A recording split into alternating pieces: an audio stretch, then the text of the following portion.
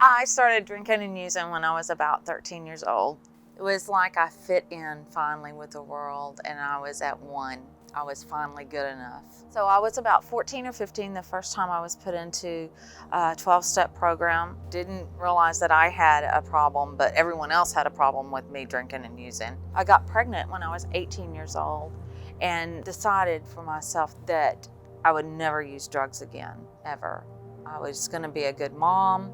I was going to raise my child. I quickly started drinking afterwards, though. And I maintained with that for a long time until probably 1999 is the first time I had to go to a therapy session with my then husband. I was married to an alcoholic, and the counselor actually had the gall to say that I might have the drinking problem. That was really the first indication to me that my drinking might not be like everyone else's. I was sober for 8 years. It was hard for me to get sober at first, but I was able to finally get sober in August of 2004. By 2012, I was really miserable. I was sober, but I was miserable, and it was at the point to where I didn't want to continue being sober if it was going to be miserable. It was too much work. I had gone to California on a job, and someone handed a drink my way. I never even had a thought of not taking it, and I don't remember very much of that night, and that ended the 8 years of sobriety. I have 2 children, a boy and a girl, Miles and Madeline. Their lives with an alcoholic mom was somewhat chaotic. We did have good times. There were times that I could hold it together, but for the most part, I would go to work and I would think, I'm not gonna drink today, and I'm gonna go home and I'm gonna help the kids with their homework, I'm gonna fix supper, I'm gonna help them take a bath and get them in the bed, and everything's gonna be really good. But by some point in the day, something would happen or nothing happened. And I would think, oh my God, I need to have a drink. I've got to have a drink, and it can't wait till 5 o'clock. And then came the day when I actually started drinking and using pills in the morning. Then all semblance of a mother the kids didn't really get to see or have a mother. There were times when my son would have to put me to bed because I would have fallen asleep, puking or at the computer desk. I'd be passed out, and he would have to take me and put me in the bed. They didn't think I was ever going to get clean and sober. It would take me 5 or 6 days to clean up and get clean. And as soon as I did whatever I had to do, take a drug test or get ready for work or do whatever, I was off and running again. I couldn't stay sober. I remember being as alone could be and thinking I could never stop.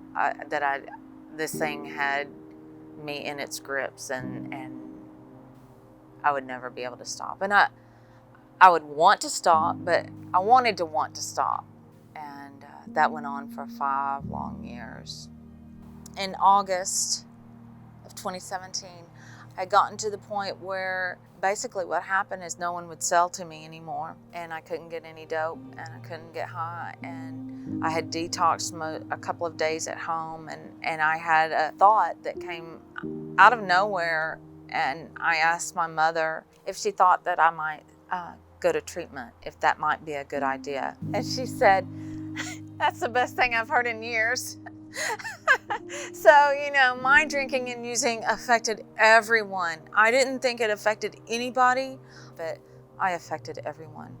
Everyone I came in contact with, everyone I worked for, everyone on the street, everyone, my children, my mom, everyone did.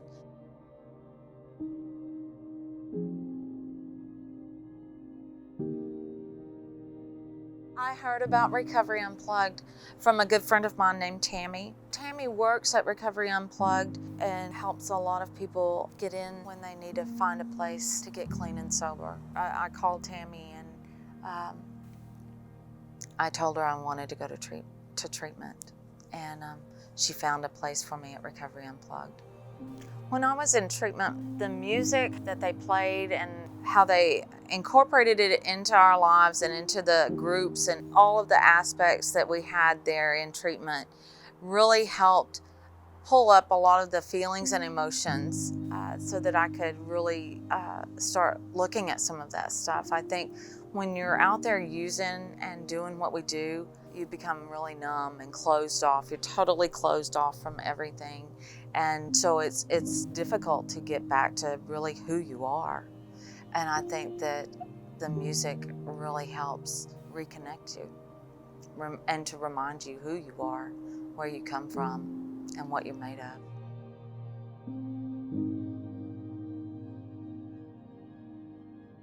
If there was anything that I could say to someone who's still struggling with addiction, would want them to know that there's treatment available out there, that there's Recovery Unplugged.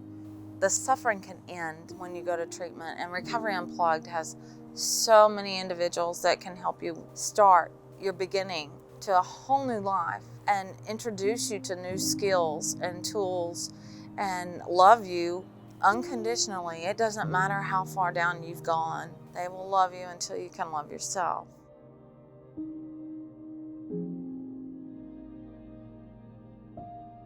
So my son struggles with addiction and has for a very long time. I understand that addiction is an illness and it's a sickness and it's a soul sickness, and it's not anything that I caused or started or can keep from happening. You know, it is very hard knowing that he'll have to hit his bottom and knowing that his bottom may be death.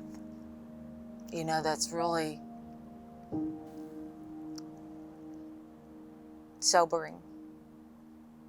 But that's, I believe in my heart that is where we go if we continue to use. The thing I would want for Miles to experience was the unconditional love and acceptance and just the warmth and caring of people who really want to see other people succeed.